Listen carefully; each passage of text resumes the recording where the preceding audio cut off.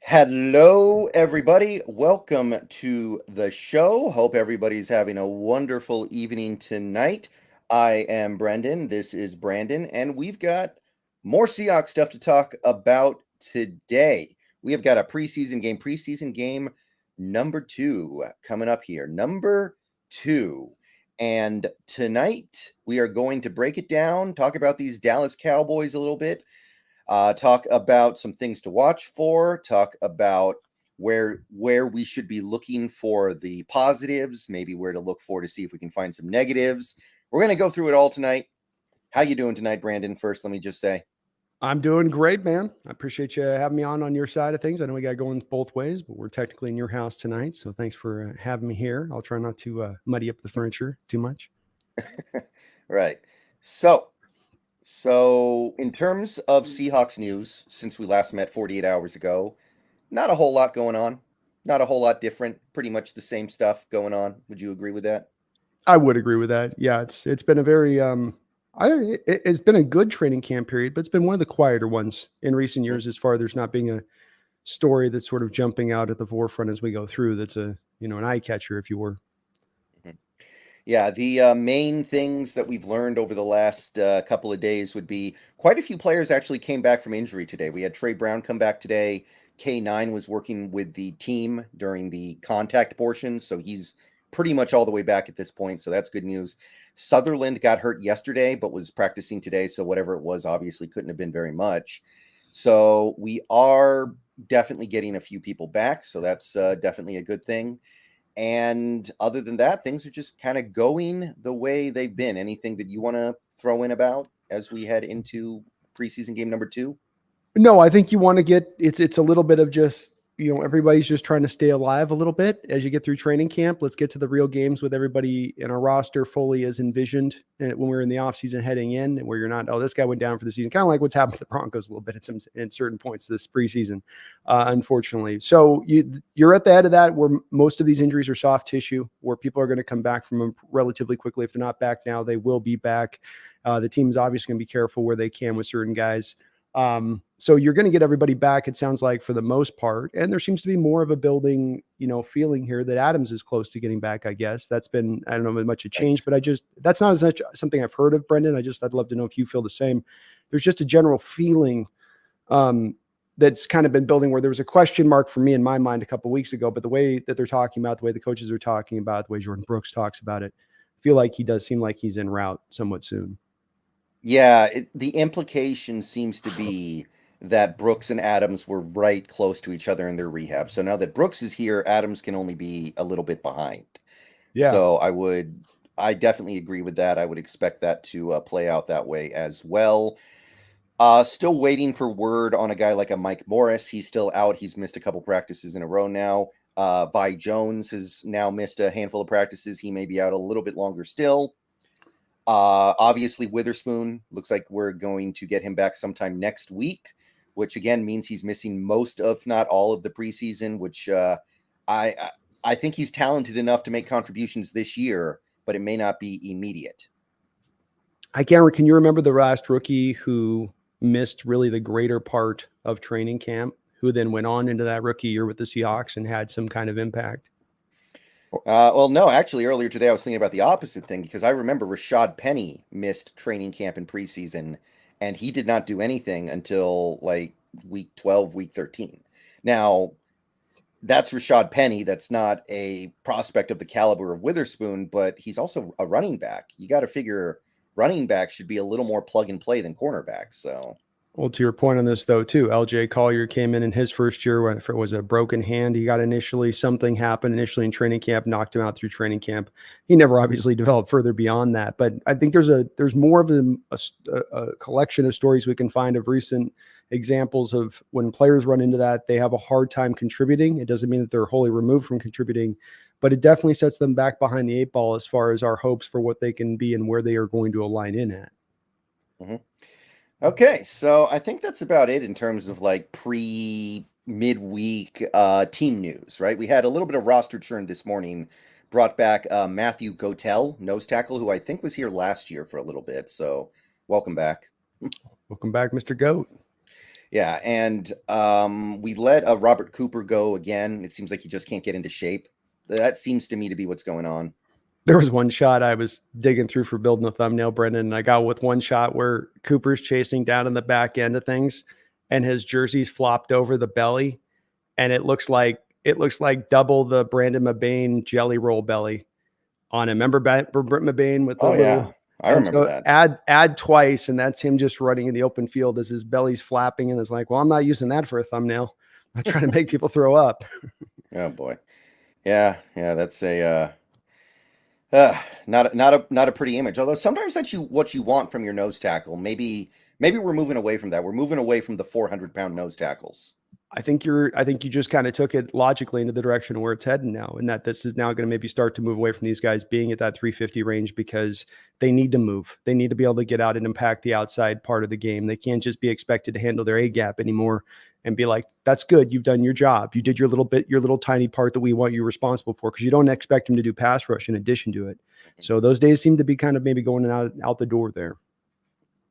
Okay, so I think we're gonna swing into talk about this preseason game real quick. We got an early dono.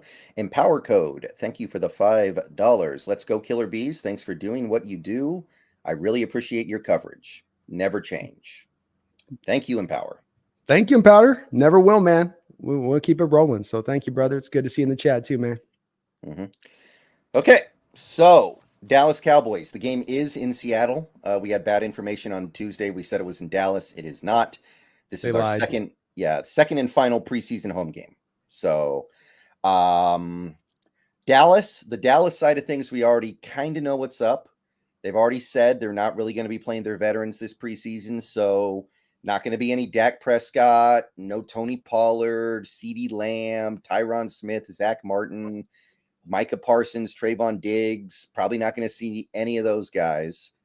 Seattle's side, Carroll likes to keep it vague. He likes to not really say anything too committal. But if I had to guess, I would say not going to be seeing Geno, not going to be seeing Lockett or Metcalf or K9, even though he is physically back now. Cross, Lucas, maybe could go either way there. So it's probably going to be a lot of the reserve. So who are you keeping an eye on going into this second preseason game? Well, I think there's a lot of guys to kind of draw eyes to, I think, in this particular one. Certainly the receiver is where you're going to be going to, and that's going to be easy because that's where the ball is going to probably go a lot. I don't know how much even run Jackson's probably going to get in this game. They might have saw enough off the last one. They're like, yeah, we're good. He'll be fine, maybe a little bit, but what will happen is that you're going to get probably a steady mix of these other guys. Maybe hopefully we get a little bit of Cody Thompson. I'd like to know where he fits in the mix of this competition, because he seems to be a guy that the coaching staff is really high on, but who we really have not really gotten a flavor for what he brings to the football field in any sort of preseason activity or game time goes. I think as much as anything, probably there's a little bit of offensive line, but are we going to see Oluwatimi with some of the injuries he's battled through here? I'm not sure there. How much are we really going to see down there on that line?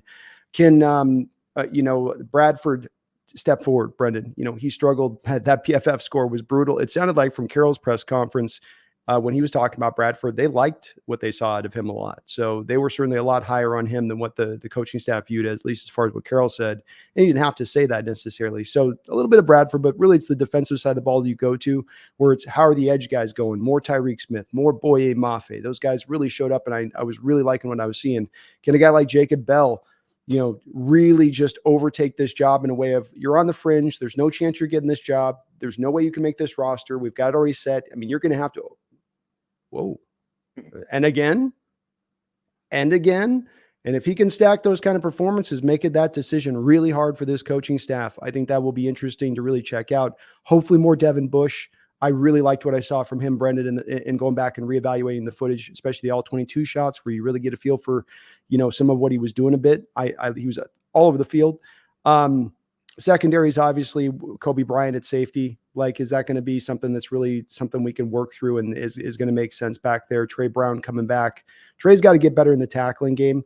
And I think you had two of the kind of parts that are an issue you have with his game as you look on the outside in on with him, even if he's come back with his athletic ability and his speed, Brendan. And that is, he's a smaller guy. So when you line him on the outside, there's just some balls he can't get to if the quarterback throws it right up to a particular receiver that's tall enough, long enough, and can jump high enough to outstretch him. And then the tackling. There was a couple instances of missed tackling out there, and you do wonder for a guy his size if that's a part of his game that can hold up. It wasn't bad when he first came here a couple of years ago, but it certainly stood out a little bit from last week. Early on, they shored some of that stuff up. So last guy, Jarek Reed. This guy to me is a very interesting cat, Brendan. We at some point have to talk a little bit about this when it comes to off-season pride content with roster building, and that you have a roster you build that's Super Bowl worthy, Super Bowl that can contend in that way. And it does need the stars and it does need the role players. But you also, I'd be interested to see if you agree, you need to also have these guys in the back end that are your 5th, 6th, 7th rounders that are on their rookie deal who are able to come in and contribute, be a spot starter, be it special teams, but then not be impactful in that role, but be more than just a guy back there, be something that you can actually lean on if he steps on the field. Do you feel similar? Yeah, absolutely. That's a big deal. That's a very big deal. Those guys, you get them practically for free for 3 seasons, right? Like that's what we have with Tariq Woolen now. We're getting a Pro Bowl caliber cornerback for the next 2 years on top of the 1 year we already had of a guy who's playing at an approximate Pro Bowl level. That's something that can completely remove the ceiling off of a team when you start getting into situations like that. Absolutely. Absolutely. And I think he can be one of those guys, Brendan, watching him play and just knowing a little bit about the background with him at the Lobos and how he tested, and then how you could see that a little bit on the little bit of tape we could catch from him from the Lobos. We weren't able to get a lot, but the little bit I was able to see from him, you could see that speed and quickness and athletic ability was out there. And the fact that he was throwing his body around on top of it last week, where there was a sense of this, kid doesn't have he's not the biggest guy, but he will get in there and dig it out. Gives me a little bit of encouragement for him on into the future. Really would be nice with how much we're paying in the safety position to have a guy at the free safety backing it up on a, as you say, basically for free deal in his first 3 years.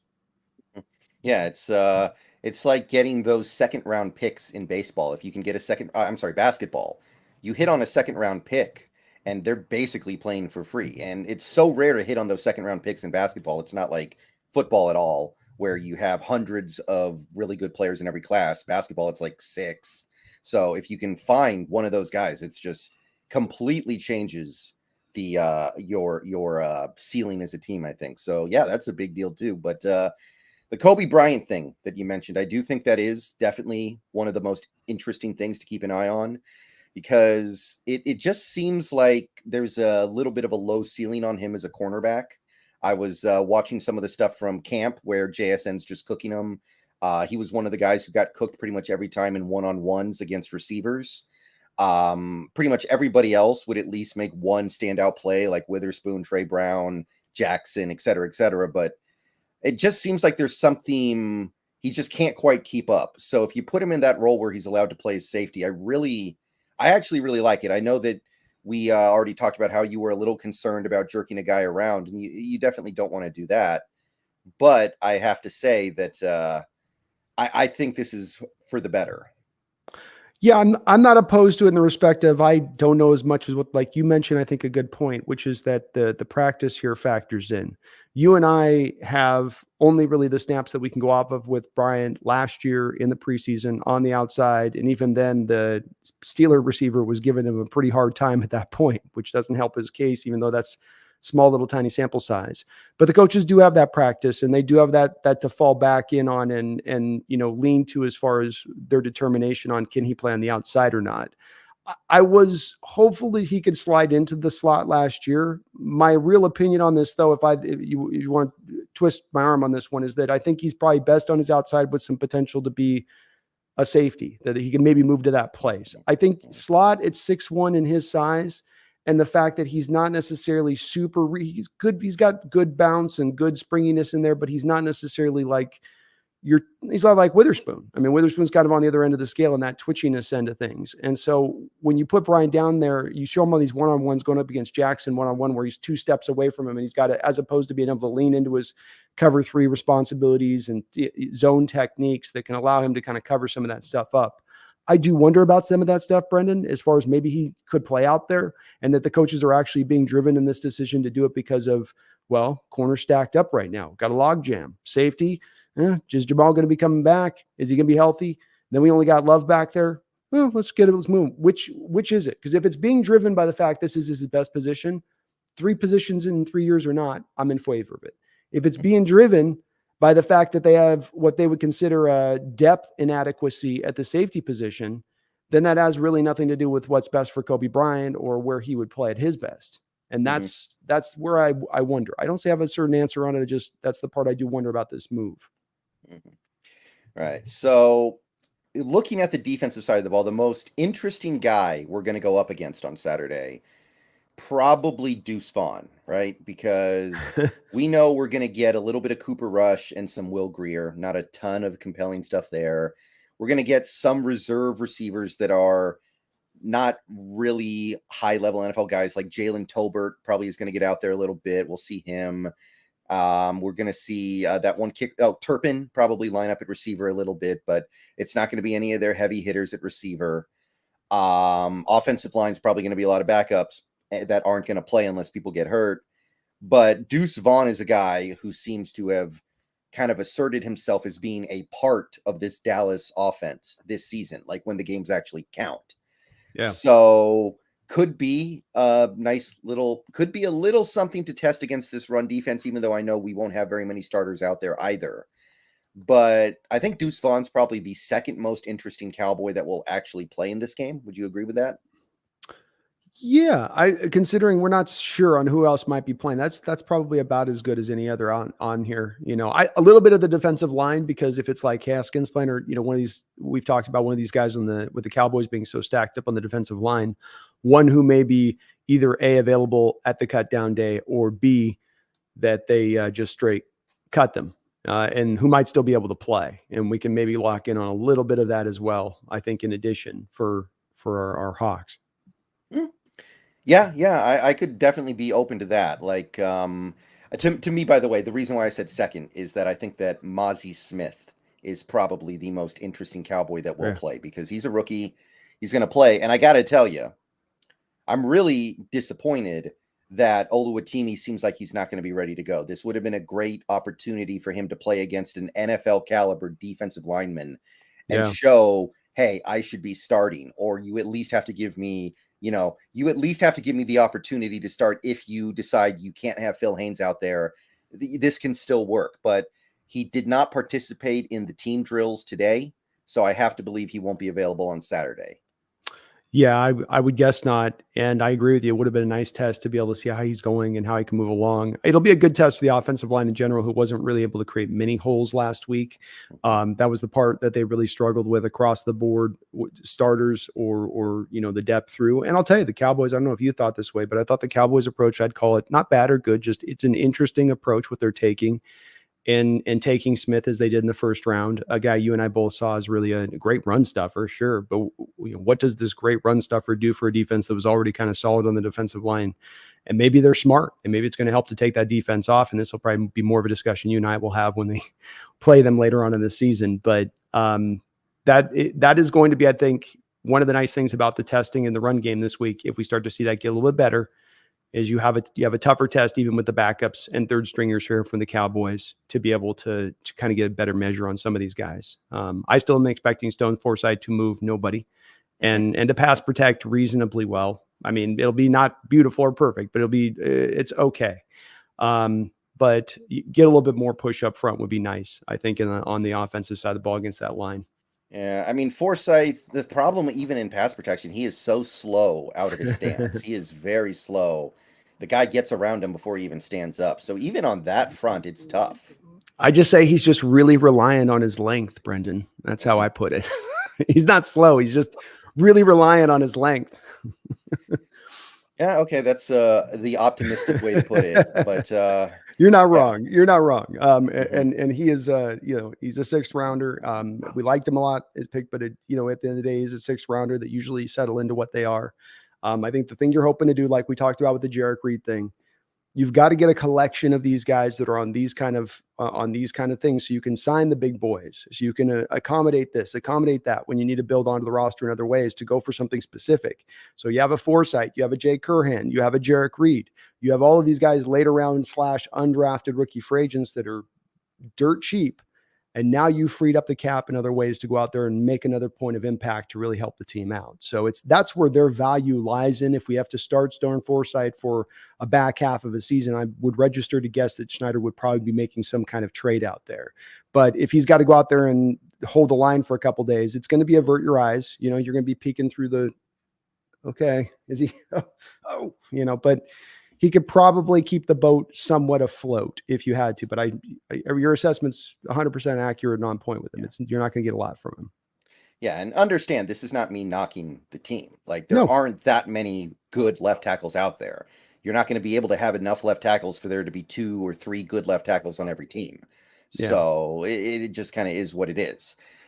If something happened to where Forsythe was forced into a starting role, maybe we even make the annual call to the recently retired crew like Whitworth and Jason Peters. Exactly. Those guys get calls every single year, right? Yeah, isn't Dwayne Brown now retired or something? Isn't he out there? I think so. Yeah. He could be another guy who starts getting calls. George Fant, I think, is out there still somewhere. Yeah. So yeah, there's a couple guys out there I think you could still go and I don't think the team would ride or die with Ford. They're like, Cross goes down week 6 and they're like, well, Forsythe, you're going to be our Kurt Warner to the like the Rams story, right? Right. No, it's not going to happen, but he's functional enough. You'd have to protect him and it's going to be hold on for dear life, but for what he costs and how he helps to kind of balance off that roster in that way for the price and all that's kind of ideal in that respect. Yeah, you set all your running plays on fire. Every play is a passing play. No, you're not running left. Let's just say that. Running left that day, it's going to have to be heavy right, heavy right, heavy right. Garth Knight, thank you for the $4.99 super chat. Killer Bees. What's up, Garth? Garth, thank you. Appreciate Thanks, that. Good to have you around, man. Yeah, it is good to have you around. Thank you, brother. All right. So the Mozzie Smith factor, I think, like I already said, I think he's the most interesting Dallas player that's actually going to play in this game. But that's a very nice test for the interior of our offensive line because that is, I think, the area that there's definitely some consternation about. So I want to ask you, what did you see from Evan Brown last week against the Vikings, and how do you feel like that's going to translate to this game where he's playing? I would go so far as to call him a better player than anybody he played on the Vikings last week. It seemed like coming from Detroit that his strength was a little more run-based better than it is pass protecting. But last week he did seem to be a little bit better in pass protection, and then a run game wasn't getting as much push to me from what I saw. He seems to be a pretty smart guy in how he plays. I don't see him out of control. He had a good, his foundation is solid. He gets set up really quickly out of his stance. He takes on, I think, especially with show up in pass protection, takes on that heavy 1-0 tech guy that's coming at him there, where he can take that on and hold up. And I would trust him at times in that situation. I think with how just big he is, he's one of those guys that's really wide in addition to being big. So it's hard to get around him sometimes just by just that nature of it when you're already in kind of a phone booth down there, operating to try to get by or slip by if you're a defensive tackle. So he didn't stand out to me in that there was something super flashy about what he did. He did his job. It was fine. There wasn't a lot of push in the run game. That wasn't just him. It was everybody across the board kind of struggling in that respect of things this last week. But I also didn't see him getting beat either. I didn't see anybody twitching him up from the inside and giving him a move and pass protection. He's not going to be in over his head down there. And I think what's really nice, Brendan, with this on this is, Brent, would you not agree? Brown's floor is much higher, but it's higher than Blythe. Let's just try to put it in Israel. It's higher than Blythe, his floor. It has to be. Blythe was probably the worst center last year that played significant snaps. Yeah. I don't know if he actually is, but he's right near the bottom. There's nowhere to go but up. When you're talking about whoever plays center this year, it would be really hard to be worse than Blythe was. Blythe started out kind of okay in the pass blocking area, but by the end of the season, I felt like he wasn't even doing that. Agreed. And it was like a slow trickle down in his performance. So it was harder for people to know because he was he was sort of here in that averagey sort of place and always bad through in the run, to your point. And then it just sort of kind of through the year, just kind of bit by bit. And by the end of the year, you're like, man, every time we're doing a run play, I'm watching him just getting blown off the ball back into the backfield. I mean, just every single one. And, that's where I don't think that's going to happen with Brown. And if he can at least supply that, we're just trying to hem up these weak links in the offensive line because we know we've got other places that can be I call it certifiable strengths, Brendon. 3/5 of this line are fine. You need these two spots to get themselves up to just get around a spitting distance of league average. And then this line can really, really cook. Yeah, I think there are plenty of offensive lines out there in the NFL that have strength at 4 spots, and then the fifth spot is a weakness, and they just kind of mask it, and it doesn't ever really affect them. And I'm hoping that this year we can kind of do that with Haynes, where Haynes is the obvious weak spot, but it's something we can live with because the other 4 guys are good. And I think that has a real good chance of happening this year. I know that's betting a decent amount on Evan Brown, but I'll say it again. I think he's at least going to be decent at center, and that should be enough. To your point on this, you are able to then supply Haynes. As much as I lament against this and rail against this with the flip-flop nature of how you should have Lewis and Haynes set up here, and I think you probably agree with me on it. The thing that is nice about this, though, is that in Haynes being a guy who is at that right guard spot, now he's going to be apt to get more help because of that natural trajectory of things going to the strong side. And so he's going to be getting Evan Brown with him on a lot of combo blocks a lot of the times, I think. And so that may make his performance look a little bit better. May not, we'll have to see with it. We're kind of making do right there at that position. And that's certainly something, they're going to be addressing some point in the future here, but just get it up a little bit from where we were last year on both those camps. And we'll be really, really good on the offensive line. Yeah. Even though the offensive line was impressive all things considered, when you take in context into account, it was probably still one of the lesser offensive lines across the league. Like a lot of teams out there will have a superstar. We didn't have anybody who was anywhere close to that level. Somebody who's just so dominant on the offensive line that they alone elevate everyone else's play. Like the Niners had Trent Williams. Green Bay some years has a guy like David Bakhtiari. These guys who were just superstars. We didn't have that. We were probably one of the lesser offensive lines out there. So there is plenty of room to go up, and there's no reason why they shouldn't go up. Absolutely. You're going to definitely get your second year improvements from your tackles, and Lewis has settled in. He was the one guy who gave you a slightly above average performance last year on that line.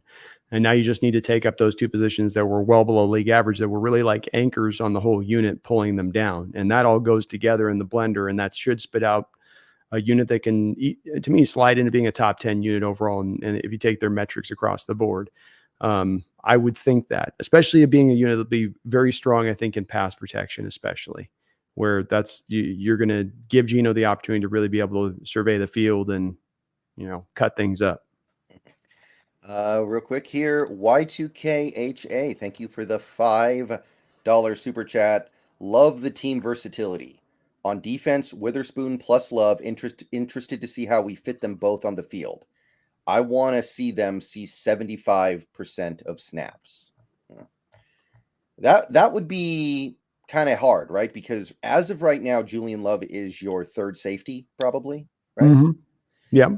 So that would mean he's on the field when you're running 3-3-5, potentially, because you're going to, apparently anyway, we're running a lot of 3 safety looks this year. Yes. But we're not going to do it 75%, right? No. Your slot. Well, I mean, you could. You ran nickel last year 72%, 71% of the time. So if you're in nickel, technically you could easily translate into, now is it 3-3-5? Maybe not. It's just 3-3-5, but something kind of still close to that same iteration. Just to me, that's more of the thing here is the nickel. Because the nickel then frees you up in the place of, you feel comfortable putting Julian in the slot if you have to. You feel comfortable keeping him back at strong safety if you have to, if you want to flop Jamal in there. I think if I was to make a guess here, and I'd love to hear if you think the same thing, Coach Carroll is, as much as getting Witherspoon on the field is going to be something I think the team's going to try to do and find ways to do, I think that's not going to come to me at the loss at this point of Love not being on the football field. He has been one of the best players in camp. He's been all over the place in camp. And you have just in however it is 3-3-5, the 2-man fronts dropping in, and whatever we want to go to as far as the formation it's going to be. When it comes down to it, to me, this is really gets simplified if we just toss that away for a second and go Love, Adams. How do I get those 2 guys on the field as much as humanly possible? And unfortunately, I come back to this a little bit with our point on this earlier with Witherspoon, Brendon. I want to see where you're at on this. in that this is where Witherspoon's behind that 8 ball, where you already have a coach who's probably leaning to, I got some vets here. I can chess piece them a little bit. Sometimes Adams is back in typical strong safety. Sometimes he's up in the box. Sometimes maybe I put him at linebacker. I mean, that's to me where you maybe see Witherspoon on is if you put Jamal down as one of the linebackers and then you put Love back as the strong safety and then you drop, Love in there. But I think he's going to lean to the other. Where do you stand on it?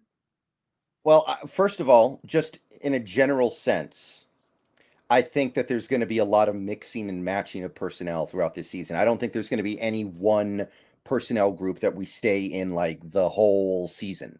Yeah. I don't think there's going to be something that we just fall in love with and we're like, okay, we want these 11 guys out here in this arrangement 75 or 80% of the time. I think that you're going to see Adams play some linebacker and some safety. You're going to see Love play some slot corner and safety. You're going to see Kobe Bryant maybe play a little bit of safety, a little bit of cornerback. It's going to be, I think that with the way this team has been built right now, you got to do a lot of like mixing and matching and not showing any one look too much. So I do believe there's going to be a lot of variety there, but on the whole, I would say that I have to agree with you if there is going to be some kind of an overall preference there. Does Love pull Adams snaps off the field, or does Adams pull Love snaps off the field? If Jamal Adams is healthy, I gotta believe that. Let me lead off by saying I don't believe Adams will play every game this year. I think there are going to be plenty of games where he doesn't play for one reason or another. It might be like one of those 37-year-old NBA players, and you give them a lot of time off just because. They got a load management. Yeah, load management. Yeah, like Tim Duncan his final couple years, or Kawhi Leonard every year. Or actually every game. Yeah, actually now every player load manages except for like Mikal Bridges and stuff like that. But there's going to be plenty of snaps for Love to take in those games. So when Adams is healthy, I think Adams is going to seniority rules there. I think he's the guy who takes the snaps while he's healthy. And then when or if he gets hurt or maybe he's not performing, then we can do something else. I just wonder if there's the draw there because how good a camp Love's had. He's been fantastic. If you had the top 3 or 4 players you're saying at camp, I think you'd have to include Love's name in there. And the versatility, the ability to play in coverage like he can, the ability to where you want to drop Jamal in at times into that cover 2, Brendon, or dare I say single high situations, you have no confidence as a coaching staff that you can do that. And I say that as a supporter of Jamal, not to say I like parts of his game, but I know after watching him here for a while going, that's probably not his wheelhouse. He can't really track the ball in the air. It's just the deeper he gets away, the farther he gets away from the line of scrimmage, it gets tougher for him. So that's why it really at the head of his eye, I wonder that a little bit, if that there's a little bit of maybe they all think they're in the same page on this one, coaching staff wise, but I wonder if there's a little bit of some inner debate about whether or not the best thing there is to actually have Love in these certain situations, especially if you're thinking it's going to be a pass play. And especially if a particular offense is going to try to maybe, if you think, look at their formation to attack you a little bit more on the deep side of things. Yeah, I don't know. I get the sense that Pete, despite everything that has happened, loves Jamal Adams and wants to get him out there as much as he can. Agreed. And until he has to do something else, he will.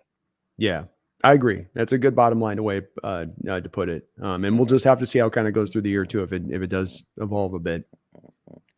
Yeah, so if you take a look at our secondary, like Woolen's going to be out there basically 100%.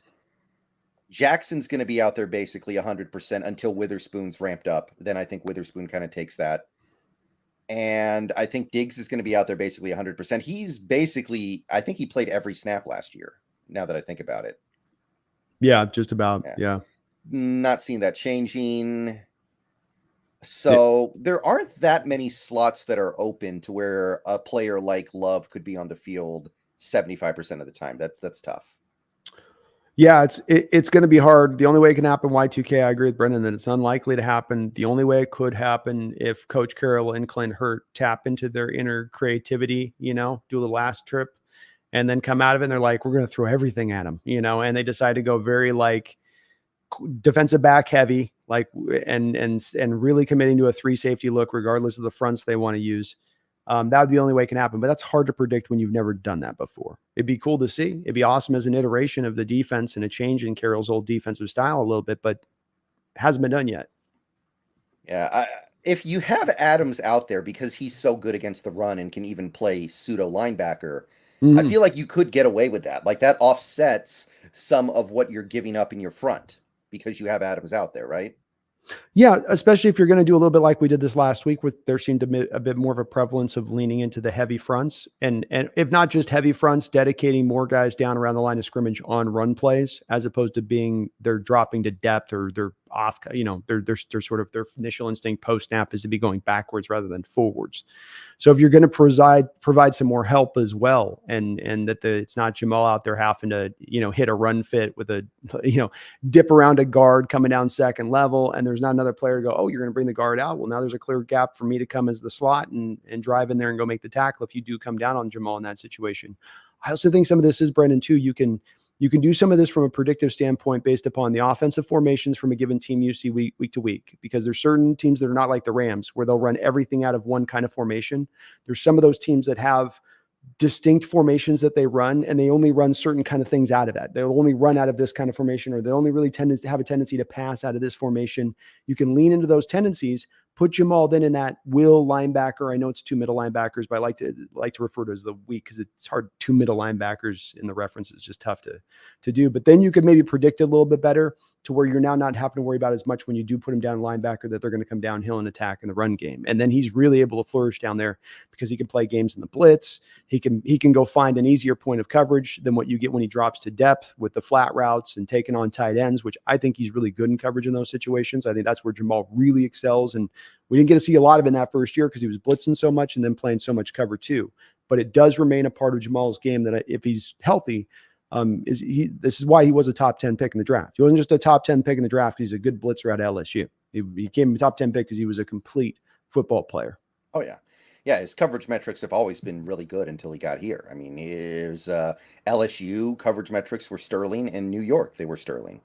Yes, I believe he was the second or third rated defensive back by PFF standards in college football coming out of LSU in his final year, to your point. So, this narrative out there that exists from some Seahawks fans that Jamal can't cover. And I was trying to reference there at the front of it where this comes from. It's those horrible moments you have from that first year of Cooper Kupp beating him over the top, of Julian Edelman beating him up over the top, of Deshaun Jackson beating him up over the top. He's got like 3 or 4 of these plays on his resume here with Seattle that people just really remember. But it's just an understanding too that that's really not. He can do some of that stuff. Some of it was a little injured and beat up at that time, so he wasn't at fault. But also, you got to get him down near the line of scrimmage, and this is where the linebacker thing to me opens up here, Brendon. And this is where we get now to where how Julian Love maybe ends up playing a lot up to that amount of snaps is if you have him playing almost. Sometimes not the majority of strong safety snaps. What if he ends up taking 40, 45% of the strong safety snaps? Will he get another 30, 35% out of the slot? If he does that, if they're going to commit to running Jamal with those 45% snaps then up at the linebacker position, it could happen. That would be a way that could go. And maybe I'm being a little bit hopeful here, Brendon, and I'm like trying to talk to team because I would kind of like to see them playing with this different style and mixing it up in that way. On top of like what you said, they're going to mix up their coverages and change it all up a little bit across the board. Flip this thing over as a coin from what it was 3 years ago, where it was the most predictable defense you were going to find in the NFL, to now becoming, if not one of the most unpredictable, certainly up there in the upper echelon of one of the most unpredictable, if you were willing to do it. Yeah, you look at this personnel, it should be done. You signed Julian Love, who was playing under Wink Martindale last year. Yeah. Talk about, the perfect place to go if you want to learn how to be unpredictable and creative and mixed with how you're utilized. So you sign a guy like that, you draft a pure man corner, you have another pure man corner on the team, and now it's Reek Woolen, I guess. I'm not going to be able to. That one's going to take me all year to get that transition over. Mm-hmm. So, yeah, you should be mixing it up a little bit for sure. And Y2KHA, thank you for the $2. He follows up on his first comment. 3-2-6 on passing downs could be interesting. Yeah, that's if Adams is out there as like your pseudo third linebacker, that's within the realm of possibility of working, I think. I think it could work too. It's something we haven't seen, but NFL is always changing and there's always openings for new iterations of things to evolve into. And you and I and many others out there, not just you and I, people out there for a while now have been saying that getting to a more of a 3 safety look, pulling one less immobile linebacker off the field, pulling one less space eater lineman who doesn't do anything off the field in favor of this. It makes sense with where the passing attacks go, with where the lack of commitment to the running game is gone in the modern age. It adds up to this is where it would go. It's another thing to make it be shown out on the field, but man, you hit the last nail on the head with this, an exclamation point on this, where you couldn't be varied before because you didn't have the personnel to be varied. Why? For the reasons Brendon just talked about, being that you didn't have the guys that could run it in man base. If you're going to be pressure oriented, if you're going to be mixing things up, it's hard to be exotic if everything is to drop into a soft coverage. You're exotic when you're able to bring pressure, when you're able to bring pressure based looks. That's exotic. And it's not only that, it's also the zone stuff, but it's the mix. You couldn't mix it up before because you didn't have the guys that could be bringing it in the blitz and could hold up. And then you didn't have the guys in the back end that could hold up in man coverage. Those two things go together. And now, like Brendon just said, you actually have 3, 4 guys, 5 guys, from Julian Love to Witherspoon on down the line to Jamal Adams, to Jordan Brooks. I mean, Jordan Brooks, I knocked the hell out of his coverage, and he's not good in coverage. But you know what? It's in one specific area of coverage, zone. Mm-hmm. That's it. You put him in man, and he can actually hold up relatively well. You just say, hey, Jordan, cover that guy. Go back to his college tape. He can do that stuff. The problem is our defense hasn't asked him to do that stuff because we run zone out of our linebackers all the time. So you got it across the board now to run it if you want to. Yeah. Including Tariq. Yeah. And I would love to see it. And if you want to send Brooks on blitzes too, I got to believe he's better as a blitzer than he will ever be as a zone cover guy. So if you can unleash him in that way, that might be good too. Just a thought. Amen. I'd rather have that than the empty zone drop like Radigan last week, right? Radigan did that one drop early on in the game. They even showed the all-22 shot, and he's just dropping back. And the deer in the headlight look just, and the receiver's running right past his back. And then, it's 7 yards beyond him. And then he's like, oh, let me go get him. I'd much rather have that on the other end of it. I'll tell you that. Yeah. So, all right. So that's mostly we've spent time talking about this defense.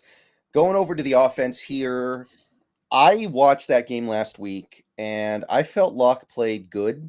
There was just the one really bad throw, and it was a really bad throw. I know it was tipped, but it was still a really bad throw.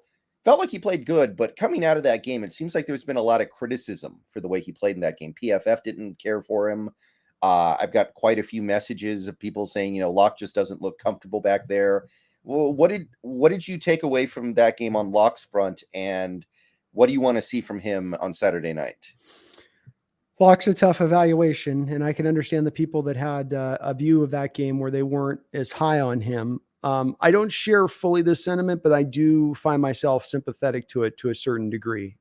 Because at the forefront of when I watch Locke play, I actually think he can make all the throws you need to have made. I think he's got plus mobility. I think he's got upside. Legit upside, not in this, if this guy try hard, he can be a game manager to where I think this guy can be as much a volume passer as you saw from Geno Smith. But the key on it becomes for me, just the biggest part here becomes his ability to, I hate the turnover worthy play thing. I don't think that's a real stat, but he's got to remove those turnover worthy plays, the obvious ones. We can talk about the less than obvious ones, but 3 of those last week, there's 3 throws there that are obvious ones to me. And that's why PFF dinged him, because PFF is going to ding quarterbacks more than anything else for turnover-worthy throws and turnover-worthy plays.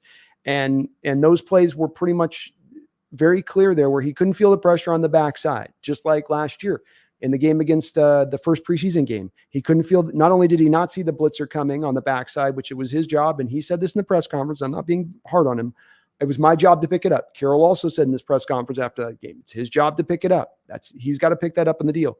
He not only didn't pick it up, but then he didn't feel the pressure coming from the backside at all either. And the same thing on that fumble that happened. And the overthrow to Jackson Smith where he whistles that ball up over the top. And it's just, what are you doing there? And there was, I think JT O'Sullivan and his quarterback cap did a little breakdown of him. There were some easier throws to be had on some of those throws that he made. The interception that he had, there was a Bobo post route up over the top on the backside. And it's so weird, Brendon, because he's going bump, and then coming back over here. but it's almost like he went bump, skip over, and then go to the third read rather than get to the post with Bobo that was open because he just skipped right over to it. It was almost like he's rushed. And so he's just got to play. I think that's probably where people get a little bit of he wasn't under control, wasn't seeing things clearly. We got to give him the full preseason, I think, to make an assessment about what he is. He hasn't played a lot of football the last couple of years. He definitely, had a game and a half last season. So having some rust, not being, fully acclimated to game, let's let it roll a little bit and see what he can do. But I want to see him playing a clean game. I want to come through this where you've played 3 quarters and I'm not going, it's one thing if it's on the line, Brendan, it's like, well, he's throwing up a fade route and the corner just outplayed the ball to the receiver. One of those kind of, right. It's a fade route. He's got to throw that ball. But it's another thing when you're putting it right down Main Street into the heart of where it's a corner sitting there staring, you're going, buddy, and that's where I can get the criticism. But I did think he played well overall. And there were some throws, Brendan, where he shows off that talent, that ability.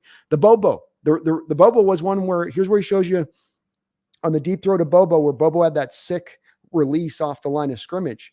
He's looking to his right initially. His read's to the right. But he sees Bobo just completely sauce up this guy to his left side, and it draws him immediate off his read, which is just what you want to see your quarterback do, right? If my guy smokes, even though this is the 4th read for you on the play, if he smokes him off the line, you got to feel that as a quarterback. And that's the part that gets you excited about. And that's the part where you go, well, there's actually is some upside here. But that other part, that upside is only going to go so far if you got that turnover bug that rears its ugly head 1, 2, 3 times a game if I have you start a football game. Yeah, and like that wheel route to Kobach, I thought was great too. Seeing stuff like that where he doesn't throw it hard, but he throws it where it needs to be. Like that kind of stuff excites you. You listening to you talk through it, I can see some of the shortcomings. I still don't agree with PFF giving him like a 41, 42. I didn't buy that. No, it was like a 65 grade. I would have given him maybe you go low 6, but it's a 65-ish in there for the day. There was some, and the wheel route you point to, that's a really good point because the wheel route had to be thrown in that in-between territory where he doesn't lollipop it and let the defender catch up and drag it down for a 10-yard gain. But he puts it on a bit of a line there to where he's really not only now being accurate with it because he's got to throw it harder and got to be more on it in his pinpoint, but also to give the running back the opportunity to take it 30 yards up the field. Put that ball right on that spot to do that. And that's not a lot of those quarterbacks there, Brendan, they'll do it safe. They'll do the lollipop. They get the completion. The guy gets drugged down, but they look good on their stat sheet with it. That's that See, you're talking. It's that aggressiveness he's got. He's got a little bit of that. Okay, there's a bit of a gunslinger in this approach to him, which now just like with Favre, you got the arm, buddy. You got this, but you got to eliminate this part of your game. This is what Holmgren's big thing was with Brett. You got to. I can see you're this wild pony. I got to get you tampered down on this. We got to eliminate part of your game, or you're not useful to us. And and Holmgren was the only coach that was able to really rein him in. Every other coach he had, like he was still a good quarterback, but he'd still just kind of forget. He'd just kind of forget situations a little bit, forget risk reward evaluations. So it may not ever happen with Drew Lock. It may not. And I'll say this: your point on that with Holmgren, he was the butt chewer. I'm gonna stay on top you, Brett, every day if I got to. You're going to listen to me. And not all coaches want to be programmed where they want to stay on a player like that. That's an old school kind of thing to be that way. And I don't know if Drew needs that. That was probably maybe what the head coach there for the Broncos was probably a little bit more of that mindset and what he tried to bring to Drew. Yeah, Fangio was probably trying that on Drew, and maybe that just doesn't work as well as it used to. But it was always Favre fell right back into his bad habits the second that Holmgren left. In many respects, still was a pretty good player, but he just wasn't. You lose your usefulness as a quarterback when you're so turnover prone. It really harms your where you stand at in the league and where you are with your team because you're taking so much off by whatever you're adding on your level of play. Let's see here. The Z. Thank you for the $5. I think he said in a previous super chat, just call me the Z. So I'm going to go with that. Thank you for the $5. Would you trade Fant in a 3rd or 4th for Buckner defensive tackle? Maybe call your show the Seahawks BR and End. Your names. I think I get that. I like 4-2-6 if we had great 4s too, and then a little bit down here, or 4-2-5 typo. So it's the defensive formation that Y2K was talking about a little bit up above, I think. Okay, so a couple things to dissect here. Fant and third or fourth for Buckner. You lead with this one. What do you think? All day, every day, and twice on Sundays, Z. I mean, that's if the Colts are willing to flip it, then I'm willing to skin it. And so, that's that would be a very easy one for me. I think that is me and Brendan have talked this one over a couple of times, and looking back at Buckner, he did a restructure, which makes it pretty hard for the Colts to pull off any kind of deal there. There is the Fant money coming back in return on the other side of it, but I think you're still going to have to probably find some ways, unless the Colts are just going to eat money. And if the Colts are going to eat money on this deal, as far as dead money goes, then they're going to expect more than a third or a fourth for him. I mean, that takes it back up easy to a second, and maybe higher if it's a significant amount of money the Colts are being asked to have to swallow in this situation. What is it at, Brendan? Well, they restructured Buckner so there would be a little dead money. Okay. Originally, the contract was in a state where they could trade him or cut him, and there's no dead money whatsoever. And then they did a small restructure, so it wouldn't be that bad. But I'm going to say this again. If they intended to move off of DeForest Buckner this offseason, why restructure him at all? So in order for them to trade Buckner now, there must have been it would have to be a situation where earlier this offseason they decided we're not going to trade Buckner this offseason, or we're not going to cut him. And then now they go, oh, we change our mind and we take this move that costs us money, but we don't care. We're going to change our minds. And that would be indicative of pretty bad planning on their part. So in order for that to happen, we would basically have needed the Colts to have messed up and be willing to eat their losses on the mistake. So it could happen, but you would need that. I think you would need, for this domino to fall, I think, would you not agree, probably we would need the Jonathan Taylor move to happen ahead of it? Oh, yeah. Jonathan Taylor. Yeah. Because then they've got nothing. Richardson right. looked terrible in that first preseason. They can't be thinking they're going to win any games with him this year. Well, I mean, that's where you talk about the restructure. Let's step into this is going to be gross, Brendan. Let's step into the mind of what's that pilled up owner that they got over there? Irsay. Irsay. Let's step into Irsay's mind. So he's like, okay, I got an idea. We're going to restructure Buckner. Okay. We're going to restructure him. Coach, we're going to have Anthony Richardson, but he's going to be like Lamar. He's going to be Lamar in his first year. Okay. I'm talking MVP Lamar. He's rookies. He didn't play as much as Lamar. He didn't win a Heisman. Shut up. Just listen to me. We're going to do that. And then he gets to this now. And then he's like doing another line here before training camp. He's like, Taylor's not here. And he's just sitting out. He's sitting out, sir. It's basically got an ankle, maybe. He's just sitting out. And then they lost another guy to a season-ending injury. And so they're like, so he gets to the point where he goes, okay, we got to move off Taylor. So there's no way now. And we can see enough with, like you just said, our young quarterback that he's not ready. No surprise to anybody. Okay, let's get what we can get. And I think you're right that this would have been done before. I think it's not likely to happen now. It would not speak well to the Colts organization if they were to look to make this move at this point, because they could have probably gotten more if they had done it earlier this offseason. I think, though, why many Hawk fans bring this up, and I brought up before, is just it was a move that made a lot of sense for the Colts to make. It made sense at the time to trade for Buckner when you did. It made, just like it makes sense in this offseason coming into it, for you to move him as it would be right now, where there wasn't a lot of dead money hit. You could get maximum value return for him.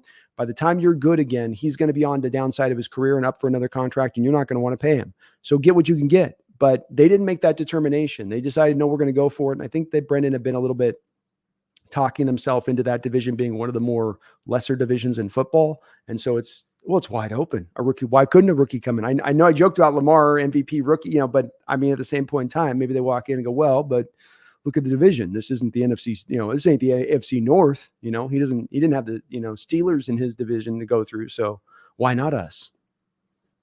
Yeah. I'm thinking about that team with no Taylor and no Buckner. Like, they've got Bigfoot and they've got Darius Leonard or Shaquille Leonard or whatever his name is now. I think he's actually called Shaquille Leonard now. Yeah, he did the Reek thing. Yeah, and I think that's it. Like, everybody else is just a guy or worse. Man, yeah. That team would go 2-14. That team would win 2 games. That would be you want to talk about stripping it down. Well, my thinking on that though is this: if I'm a general manager of the Colts and he's a pretty pragmatic guy, I heard him talking about, for instance, the selection with going for Richardson. I was just hearing about today, actually, oddly enough, and he was talking about how people would ask him about going out there and trading for Richardson when he is so far away and not ready to go, and it's like, well, it's just what's best for the organization. So there is a built-in pragmatism to the way that general manager operates. And obviously the owner is a bit of the wild card in there. And he's certainly one of those active owners that's like, he's cut from the Jones cloth, right? Where, he's not going to maybe go as hard as being full on general manager, but there's been some times he's come in to say some things and make his voice, heard in that. So I think that they look at it and think maybe we can capture lightning in a bottle. I think if the Buckner thing is going to be even a possibility, it's more of a trade deadline deal where they've realized they're not into it. If I was them, Brendan, you mentioned if they lose those two guys, they're at, how many wins did you have, Matt? That feels like a 2-win team. So it's a 2-win team. So what are they with those two guys? 4 or 5 wins. See what I mean? I know, but sometimes with these owners, you have to show it to them in the real world for them to believe it. They're not going to believe it until it's actually happening. This is where I get back to the trade deadline being the place of realism point for the ownership in that organization where, okay, what are you going to do then? You're just going to sit on Buckner another year when you don't look very close at this point, or, if I'm them, I'm looking at this year, they'd be one of those handful of teams where it's, I always say, Brendan, if you're going to go into the rebuild, lean into the rebuild. Don't half serve it. Go fully into it. We fully went into it. We leaned into it. That's what they need to be doing here. Instead, they're kind of trying to, no, but if we just it's the AFC, man, like you're not getting through there. Even if you get through your own division, you ain't doing any noise, and like you said, I think you were right. 2 to 5 wins, maybe. It's what those guys provide. So if that's the upside, then be pragmatic, Mr. Just do what's best for the team in the long term. And that's giving us Buckner, not to mention they probably gets to kicking Taylor too. Yeah. And also, for all if you wait until the trading deadline, you might find out you don't even need him. Maybe Miles Adams makes this out of nowhere leap to some super, not superstar, but star level. That stuff happens sometimes. It's not likely. But if you let the season start, maybe you have the opportunity to look at it and go, hey, we don't even need this guy. Yeah, I think the same thing. And, we were talking about this a couple of days ago where I said, I'm of the standing now. I'll pick through the secondhand leftovers. I'll pick through, Thanksgiving's leftovers when it comes to the cut down day, and we'll see what's out there. But I've got my eye on the prize as far as I stand with rolling the dice and saying, let's see what's inside that trade deadline. Let's see if a team like the Colts that had talked themselves into stupidity to start this year, now we get to prey upon that stupidity just before the deadline. And they get even less back for Buckner than they would have gotten at the start of this offseason or than they would get right now. The price is only going down for that guy. It's not going up. And so hey, go ahead and play that game. Let us see where we're at. Let us feel, get a feel for the room. And, Brendan, most of our toughest games or the toughest part of the schedule is really the back end of the schedule. That's when you're going to need the guy for the trade deadline deal. So yeah, we'll sit back. We'll wait. And then strike at the right time. I just like that thought process for Schneider going into the season. Yeah.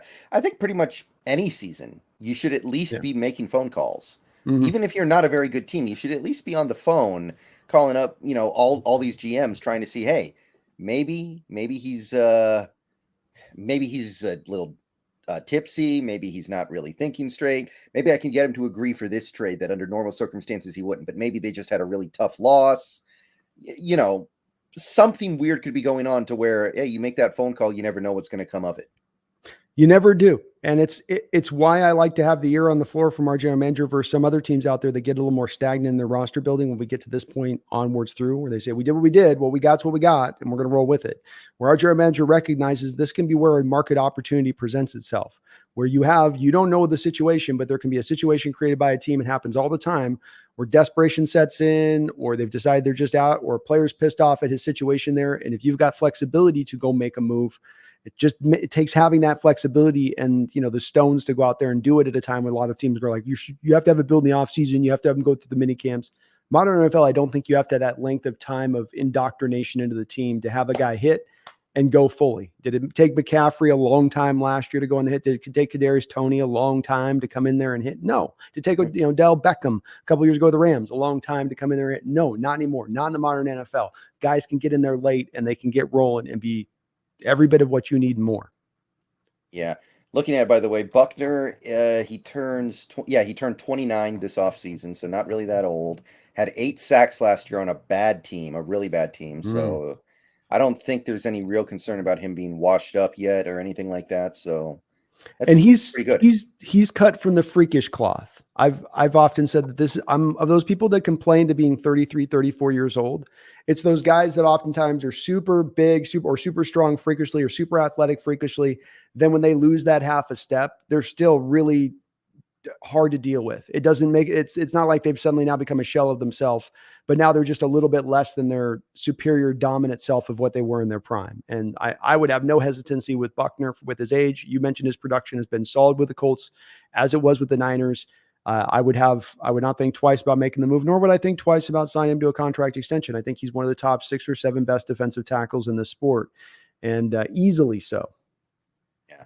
And as for the specifics of the trade, I think Fant in a third that's totally Yeah. fine. Like, I think that Buckner in a vacuum, what would he go for if it was just picks? I think he's at I think he's a second, 4th round pick right now. If you're just trading for him, it's probably something in that neighborhood. So you're saying that Fant kind of offsets by almost what would that be, like a round and a half? That if I think you you're could do that, offering. I think you're offering more than Fant in a third. I think yeah, you've got that's kind of what I'm trying to get at here. Yeah, you're a second and a third in Fant for Buckner is what the cost would be.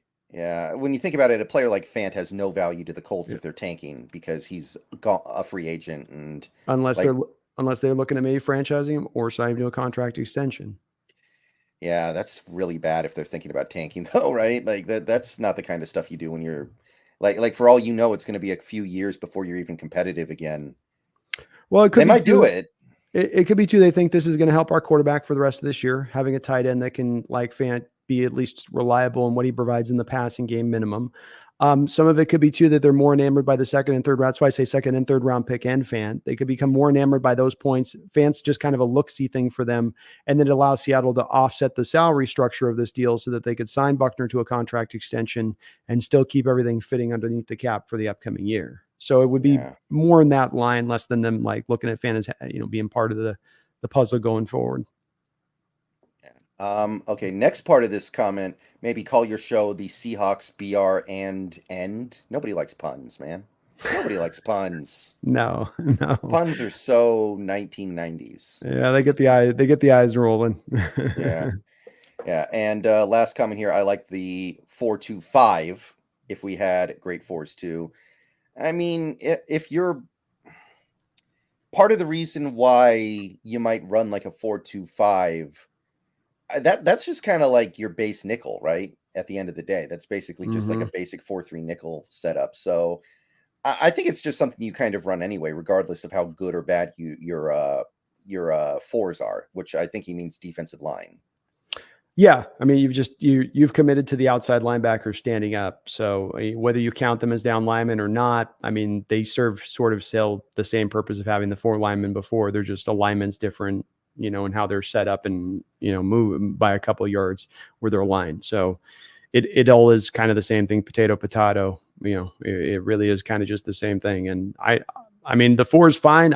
I'm more it's getting the secondary and creative back there and being able to, you bring out guys like Jamal Adams, Witherspoon, and Love out on the field. It becomes a little positionless with those guys. Where are they going to go? How are they going to line? What happens if you flip up Jamal up in the slot and then wait, is he going to come off the blitz? Do I got to create a hot for him coming off the blitz off the slot now because Love's back there in safety? And then what now post snap, he comes on the blitz and then you have safety, you have Love drive on the slot.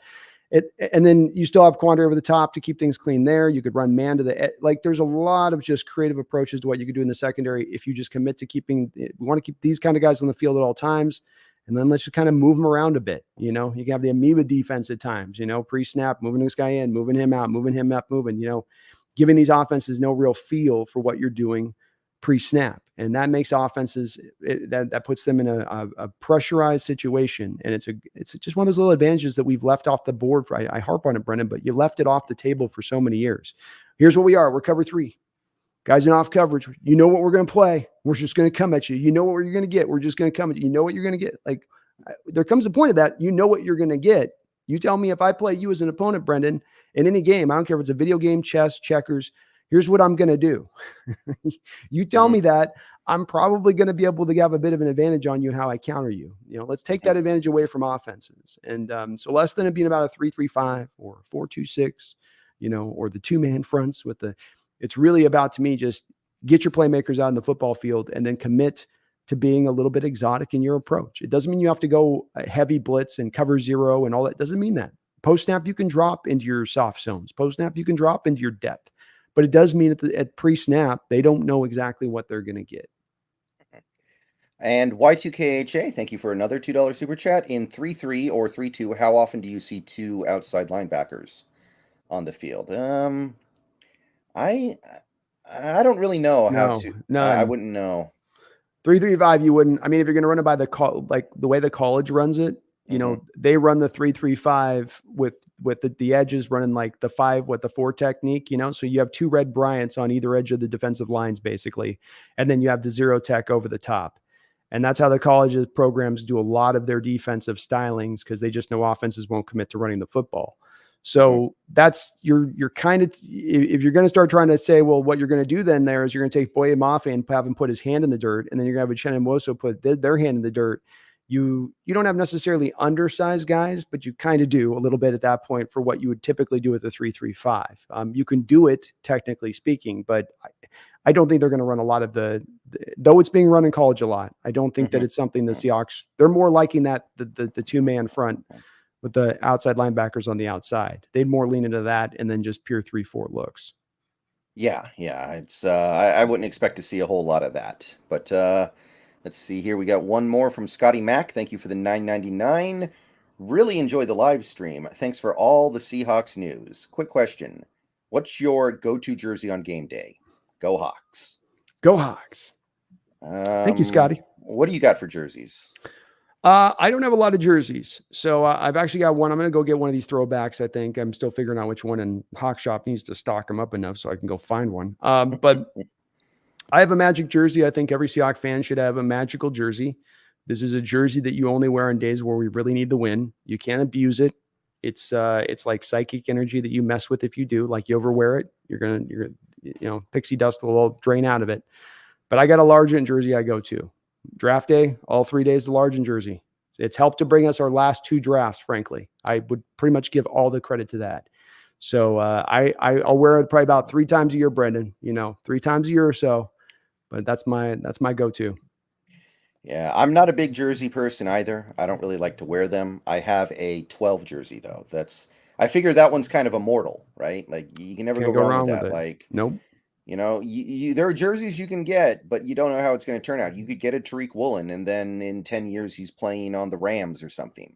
Yeah. Or he could, or the Richard Sherman path. You could get a K9 jersey, but he's a running back. He could be out of the league in 2 years. You could get any jersey. You never know if it's a player, but the 12 jersey is pretty much always that's always going to come through for you. Timeless. Hmm.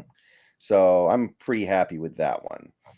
So anything else you want to say about this upcoming Cowboys matchup that we didn't already talk about? We talked about Deuce Vaughn and Mozzie Smith being the more interesting Cowboys players, but anything else on the offensive side of the ball? We talked about the defense pretty good, but anything else on the offensive side of the ball you've got your mind on?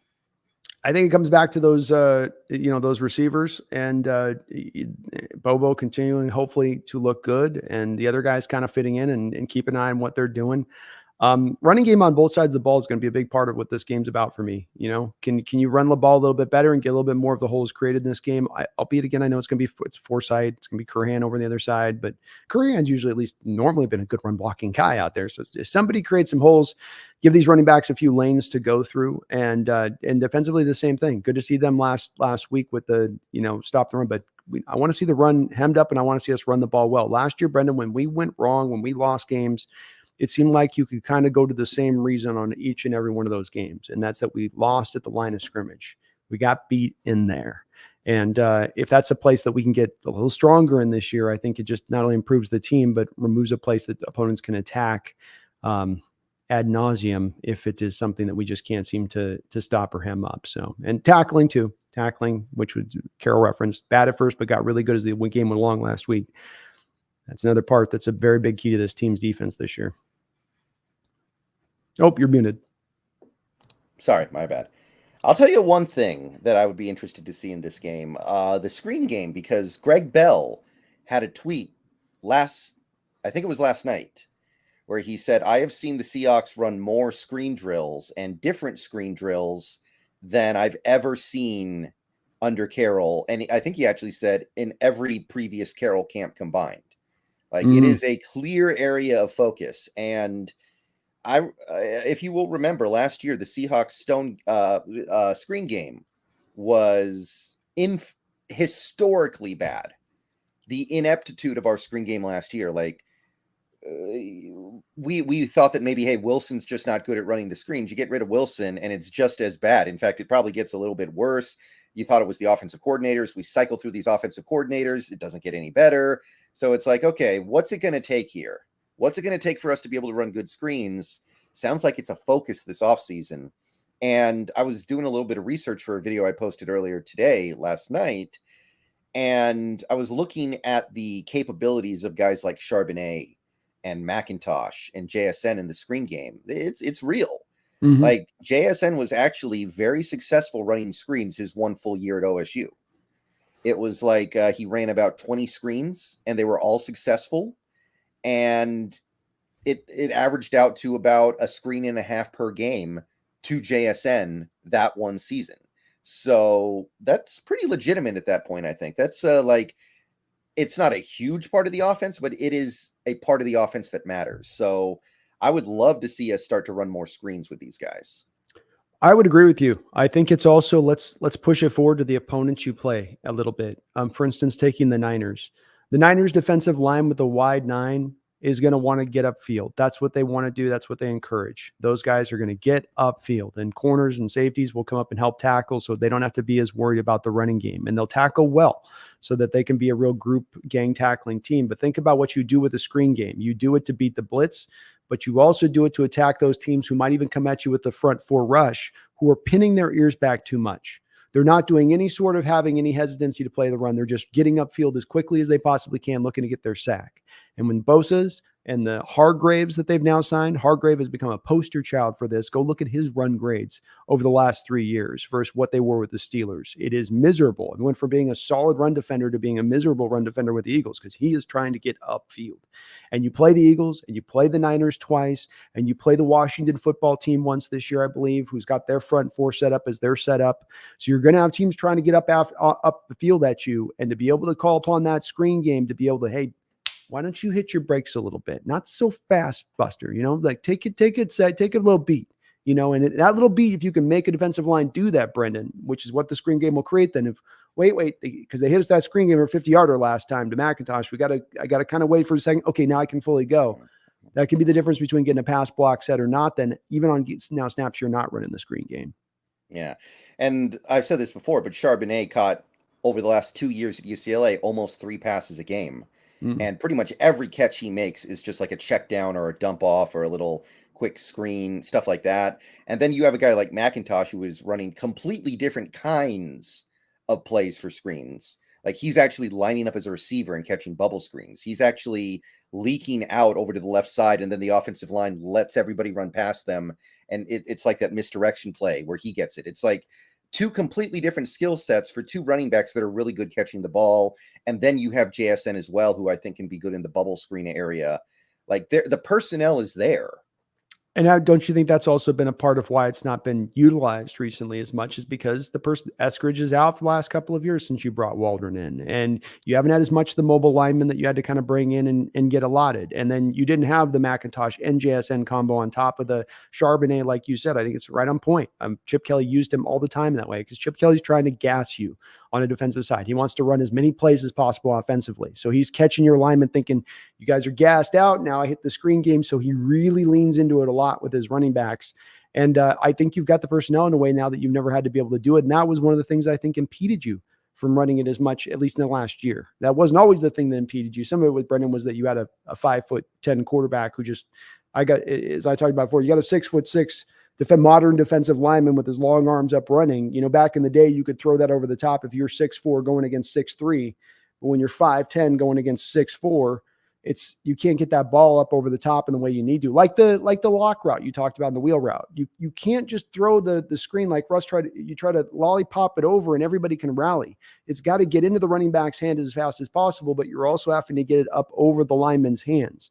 So it's a little tricky if you're an undersized guy pulling that off. It's why Kyler Murray can't run that in their offense either, and he never will. And I would be surprised if Bryce Young will be able to run that stuff in their offense. So it's a part that you need to have a little bit of a taller guy, and luckily Gino's got a little bit more size to get that done. Yeah. LJ Collier knows a little about that. Did you see the knockdown he had in the preseason game on Wilson? No. It was the Denver third play of the game. Wilson gets it out, and LJ is getting up, knocking it down. LJ about to burst, about to show us it was all the scheme, Brendan. Mm-hmm. The scheme was holding him down. But that's it. Yeah. This is with the short guy thing. And Russell's been good. He had the over the top delivery, so he was able to mitigate a lot of those knockdowns through most of his career. On top of he would step back another yard or two in shotgun, and so he could get the snaps a little bit deeper to get a little bit further away from the line of scrimmage and thus remove those times he's going to get the ball knocked down.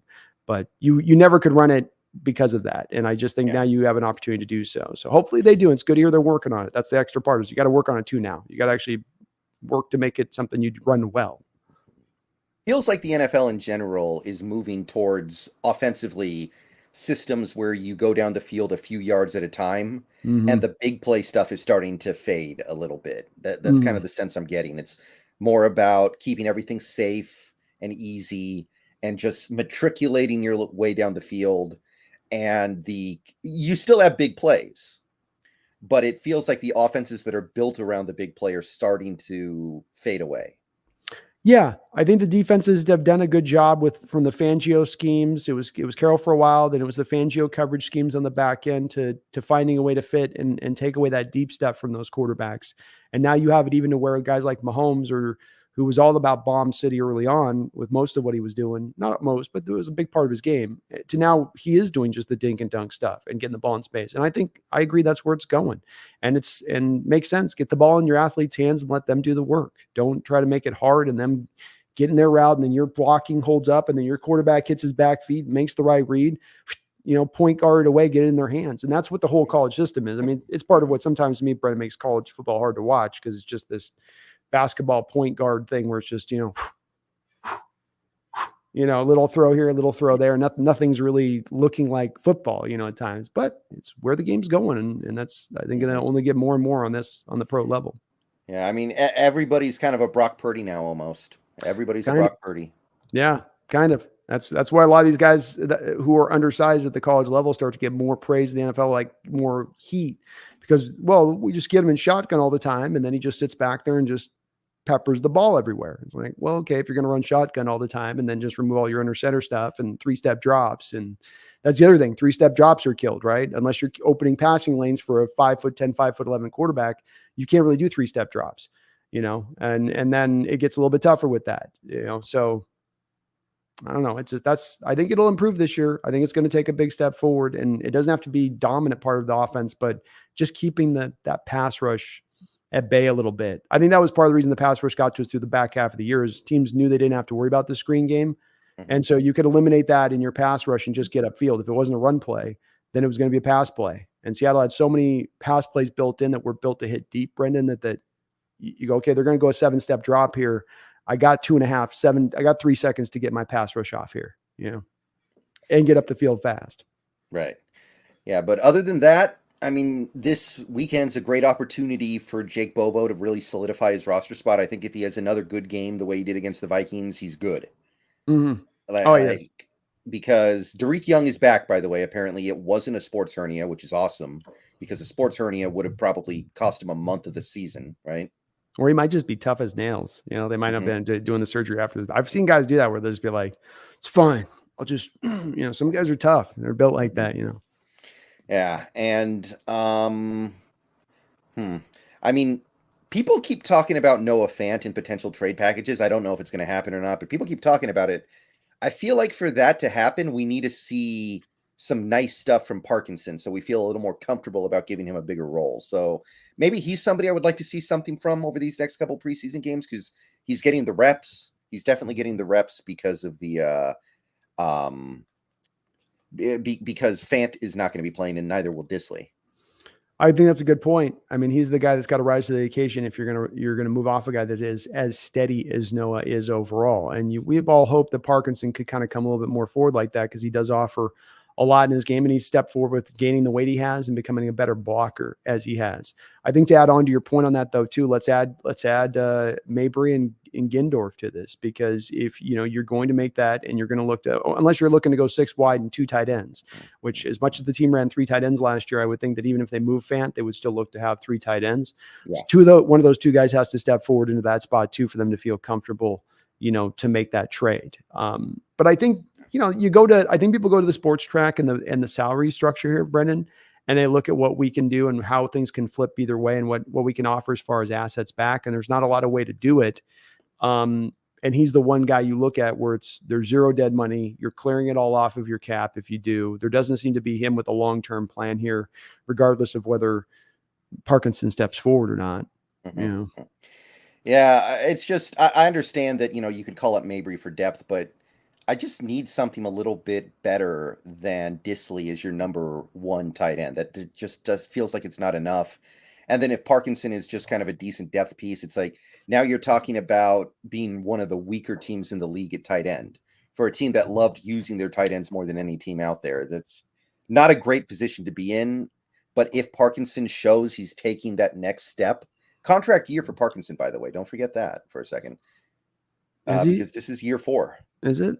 Oh my God! Is it? The first 2 years he kept getting hurt. Yeah. No, you're right. Yeah, it's crept up. It's snuck up on us with that a little bit. So, yeah, I think it's a valid thing to point to, because 1,100 yards, 9 touchdowns last year. That was what your tight ends produced. That's significant. That's not just I struggled across the league to find take one guy out who's not just carrying the load like a Kelsey type, that had just 3 guys all kind of pulling their weight, that you won't find anybody in that same vicinity. So, how much?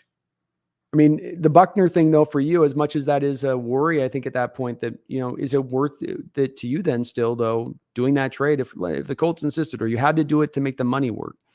Oh, yeah, I'm doing still, it. Because it's doing it. But you're only willing to do it, I think, let me take it a step forward, if it's to significantly improve another space on the team. If you get that kind of real jump, then okay, I'll take my tight ends down to Averageville. And I'll make my peace with it, especially with the 3 wide receiver looks that you can go to this year now with JSN at a higher prevalence. Yeah, I'm 100% willing to do it. I'm just aware of where it can go bad. I mean, that's kind of a summary for all of life, right? You are aware of decisions that you make can go badly, but you make those decisions anyway because it's the right thing to do, right? That's it. And it would do your outlook on it is it would do that. It would take you down to probably outside of Parkinson truly stepping forward and showing off what reportedly had him as a first round gridded down by the Hawks when he was picked on draft day.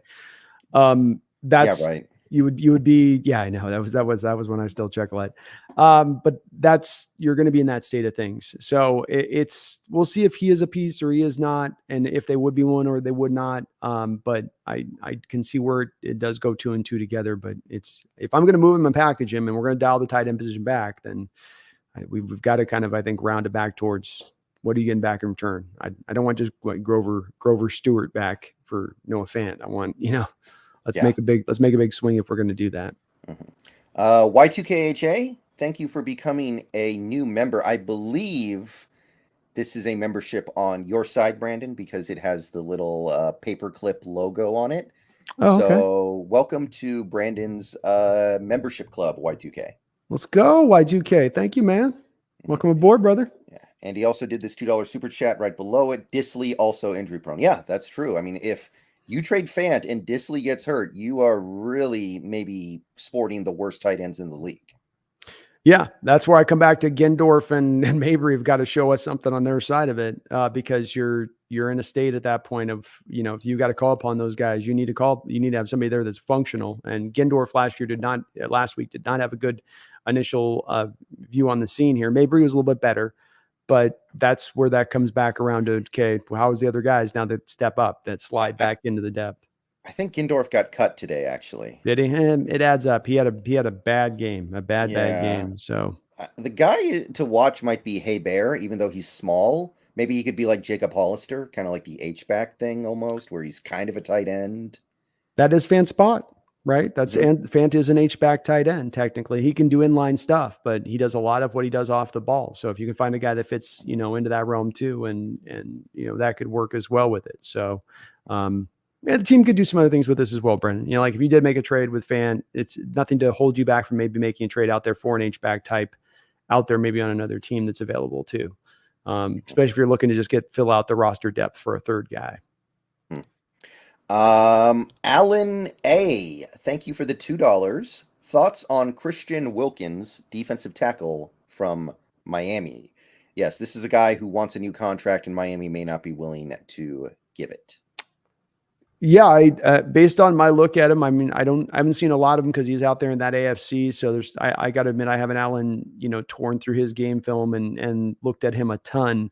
If you're actually going to speak, if I was going to speak between how much I've watched, Lawrence, Wilkins, Jonathan Allen, and Quinton Williams, Wilkins is probably the guy that I've watched the least of the pros as all those guys.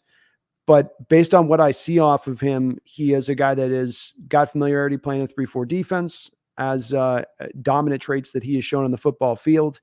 Hard in this 3-4 type of defense to find your value as a defensive lineman. Probably why Miami's having a little bit of hesitancy in paying him, especially because I think they're just about due to probably have to make the call on paying Waddle in addition to that. And so there's some salary stuff that they're having to deal with on their end of it. Miami to me has struck me as a team that's trying to go for it this year with the Jalen Ramsey trade. It would be really weird for me that they made that. And I know Ramsey is now down to an injury, and maybe this is the ever-changing thing like we were just talking about with the Colts situation where Miami's relooking at their deal. And if I'm a team in the AFC, Brendan, I've got to put a point of sense of realism to my view of what I'm going to do in that conference. I've got to look myself in the mirror as an organization and say, what team did I really build this offseason? It's not just, it's kind of strong. It's going to be really tough. And you're not going to get by just on kind of we've got some moderate strength in here and here. And so would I do Wilkins? Yeah, I would trade for Wilkins. He's right there, I think, in that top 7 range as is Buckner is. It's Buckner, Williams, LaRon Payne, Jonathan Allen, Aaron Donald, Chris Jones. I mean, that's kind of, you got Lawrence with the Giants. It depends on who you ask, what team of what play, across the nation, who likes what, but all day, every day, if they're willing to move him, I wouldn't have any hesitancy unless there's something that they're like, he's just a party animal. And you hear that, but absent something like that, no. Yeah. And by the way, with Wilkins, the stats aren't really there, but don't be fooled by the stats. His stats are very pedestrian. Do not be fooled. He is very, very good. That's that thing I talk about with the 3-4 lineman thing too, is that it's really hard for fans or anybody to try to kind of evaluate these guys because so much of what they're doing is in the dirty work and the commanding the double teams, and that when they're causing havoc and wrecking a play, it's hard to always see exactly. But if you look at, for instance, his PFF grades across the board, he's 85 overall grade, 81 run defense, 72 as a pass rusher. This stuff tracks. Last 2021, 83 overall, 80 run defense, 70 as a pass rusher. So you're getting a good all-around player, scheme familiar to what you do. 3-4 defensive linemen, it's always hard. It's always hard with these guys because they do such different tasks than the 4-3 guys. 4-3 guys are easy, Brendan. It's so easy to look at a 3-tech and be like, oh, look at that 3-tech ripping it up. But it's hard to see the down there when they got to just take up men, hold the line. But yeah, Christian Wilkins, if they're willing to trade him, I'm open to the discussion for sure. Mm-hmm. Me too. I'd give up pretty penny. He's just going into his prime, young 25-year-old, 26-year-old kid. So you're going to be willing to pay the piper on that one. The Snail, thank you for the $2. We need to trade Eskridge for Max Borghi. Can you trade from the NFL to the XFL? I don't think you can. No, not well. You can trade a bag of chips in a 6-pack, but not actual monetary trades. No. So yeah, I mean, I kind of liked Borghi coming out of college. He was like if Christian McCaffrey played with 2 broken legs all the time. That's about right. Yeah. Christian McCaffrey, Yeah, very like there's the poor man's Christian McCaffrey. Borgie's not there. He's like the homeless man's Christian McCaffrey. Welfare. He's the Yeah. welfare man. He's the welfare McCaffrey. Yeah, he was Give fun. him a little bit. No, he was fun though. He was fun. And Snail loves his WSU guys. Mm-hmm. Mark Mason, thank you for the $1.99. Over under. Bobo will have a major impact in one game. And thank you, Snail. Mm-hmm. Yeah, you can't set the over under at 1. It has to be 0.5 or 1.5 because that way you can't push. When you set an over under at 1 or 2 or 3 or a whole number, everybody's going to push. So I guess if you're saying, is he going to have a major impact in a game this season? What's a major impact? Well, that's kind of the interesting question here. I'm assuming it's something beyond catching a couple passes in garbage time when you're up by 40 or down by 40. Mm-hmm. I would say under, because you look at our receivers that are ahead of Bobo, and there are several receivers on this team that are very obviously ahead of Bobo, mostly looking at Metcalf and Lockett. Those guys have been not only really, really good, but also really, really reliable. They don't get hurt a lot. They miss very little time. And without a significant injury, it's such an uphill battle for a guy like Bobo to get on the field in a real game. Yeah, I think Brendan captures this pretty well, Mark. You've got Derek Young back. He's a guy the team loves a lot. He's a forgotten man here right now in this receiving core because we've been kind of caught up with other guys like Bobo, Landers, JSN. We should not forget about Derek Young, though. And I think he's going to be firmly ahead of Bobo on the depth chart. And then the team's going to want to try to, it seems like they're dead set on working Eskridge back into this thing when you get back into week 6. So there's a significant depth stack up ahead of Bobo to get on the field on top of the healthy guys Brendan talked about with Tyler and DK. I think something has to go really wrong for Bobo to get out there. So I can't say he's going to have a major impact. Will he be maybe active a game or two this year? I potentially could see that happen. I could potentially see that happening, but I don't think I see him going out there and going for 80 yards in a game on 4 catches or something. Mm-hmm. Yeah, it's just those guys at the top have been so reliable. Lockett's found a way to play football where he rarely gets hit.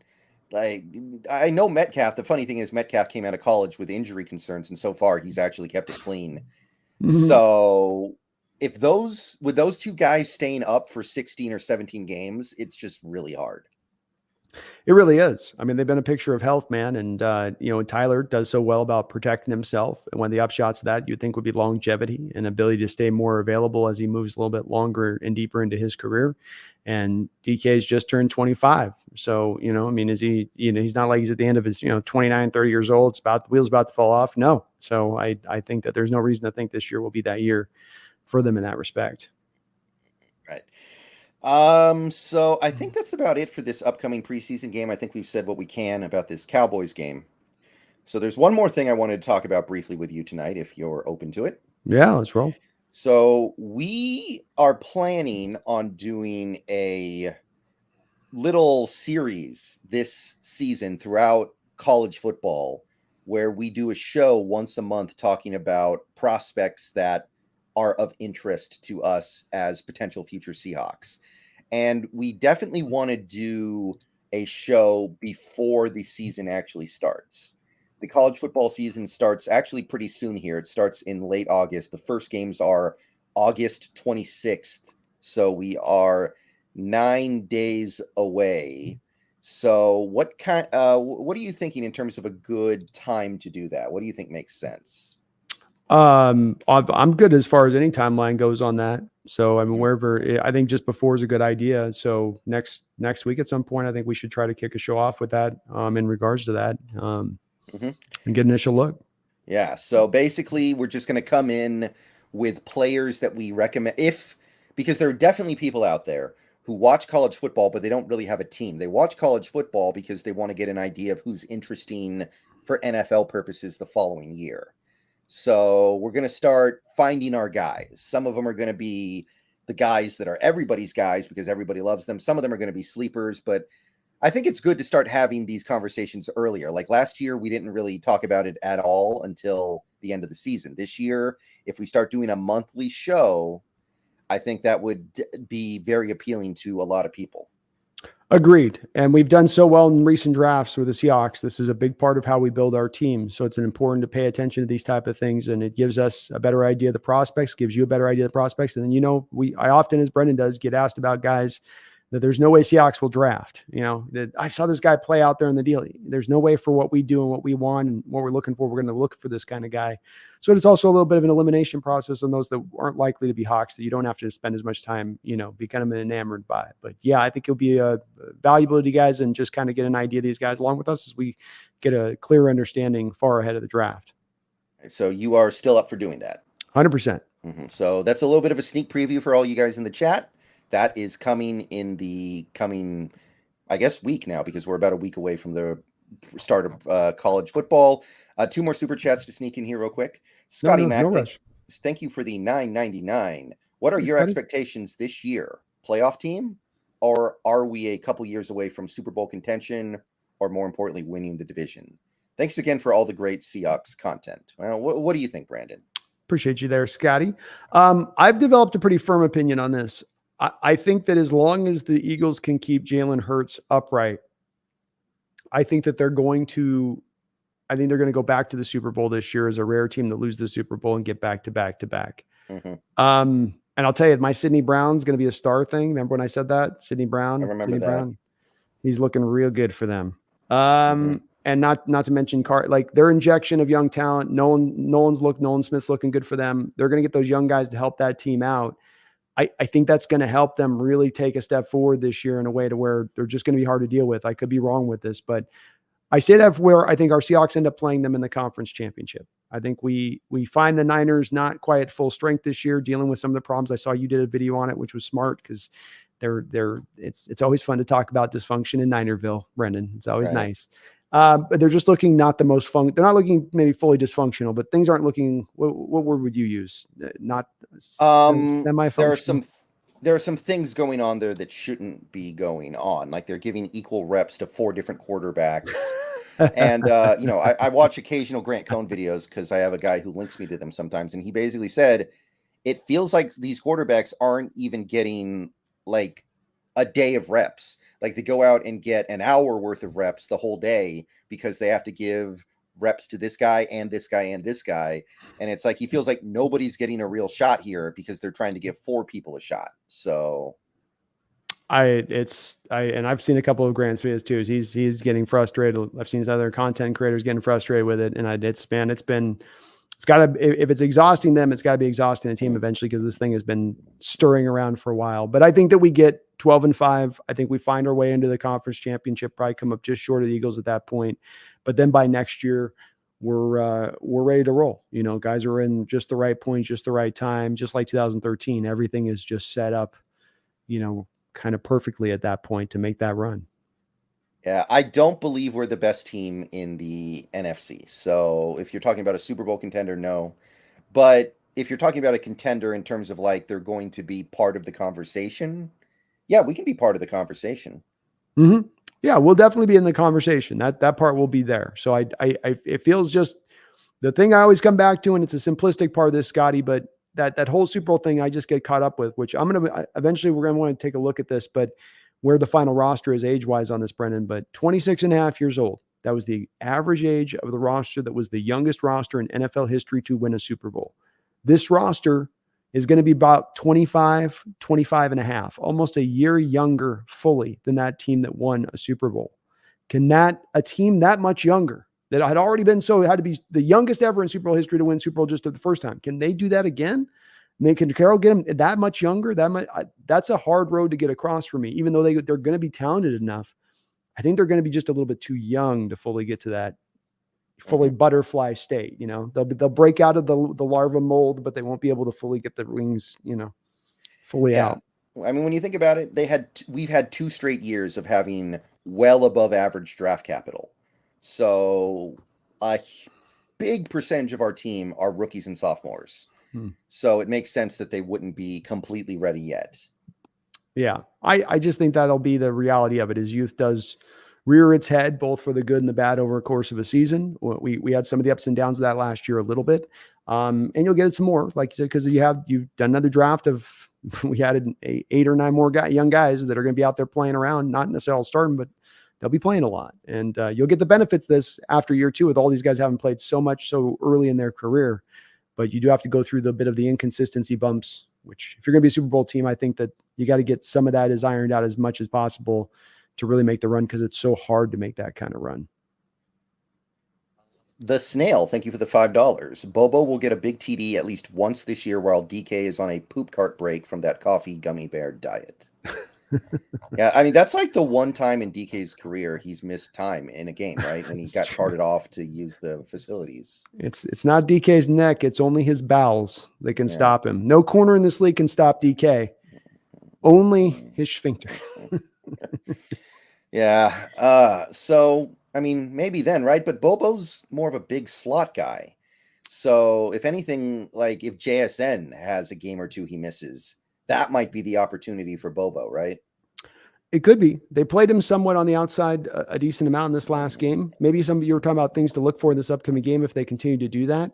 Because I would have thought with Bobo, if they're looking at him as just a slot guy, then put him in the slot, let him roll and see what they can get out of him in that spot, even in preseason games. To be using him on the outside and then for him to have success on the outside, because I believe the drag route, the crossing route he ran for 29 yards, I believe that was from the outside, and the deep little 9 route he ran was also from the outside.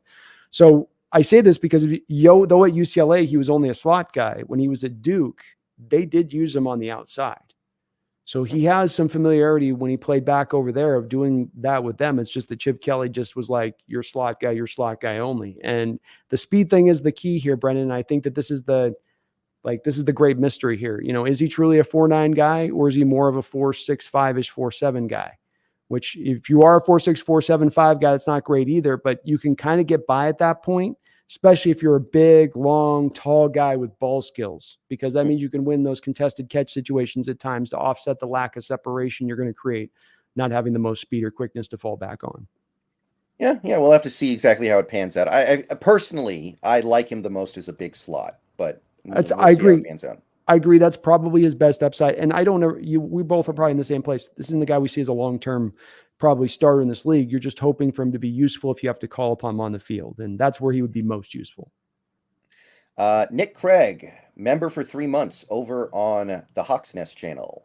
Yeah. If I remember, Russ was part of the third class and they won in year 4. Correct. Mm-hmm. That's right. Yeah. And that 2013 team basically had no rookies on it. Our top rookie that year by far was Luke Wilson with 20 catches. That was the Christian Michael, Jordan Hill, Jesse Williams, Thorold Simon class that mostly didn't do anything, but the ones who did do things didn't really do them until following years. You were also down the first and the third that year, though, too. Yeah, exactly. So not a lot of rookies there. So that team was very much ready. Mm-hmm. Yeah, no, it's true. And you're not going to be leaning on rookies when you go through that Super Bowl year. You're certainly not going to probably have any starters on the rookie side of the ball. And if you do on either side of the ball, and if you do, it's probably only one, I would say.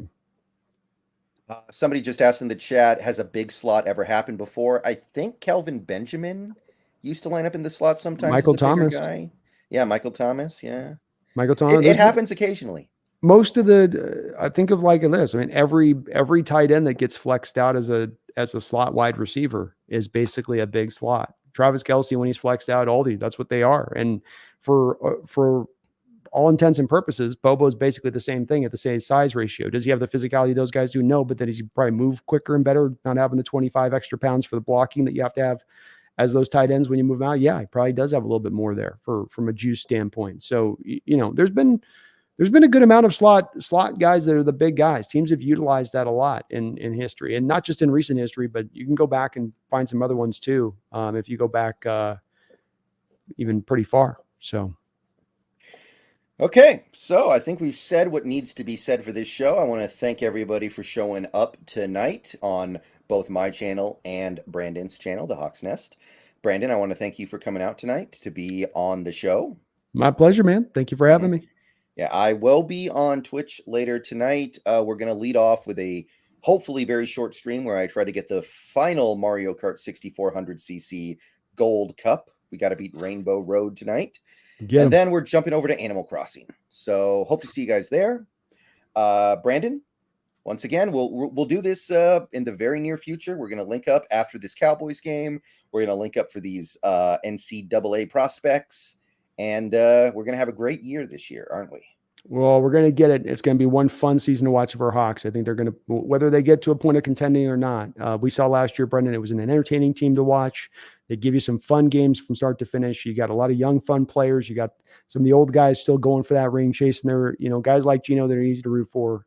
This is going to be a fun team to cover and follow and watch throughout this season. Mm-hmm. And I mean, we got to keep warming it up, right? We got to keep getting ready. We got to keep preparing ourselves. They're in off-season mode, man. They're going to forget, Mm-hmm. They got to get the regular season time here.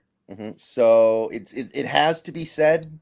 I know for some of you guys out there, you're like, you don't need to say that. And for you guys, you're right. But there are people out there, believe me. If there's one who forgets, that's one too many. Yeah. So needs to be said, go Hawks. Go Hawks.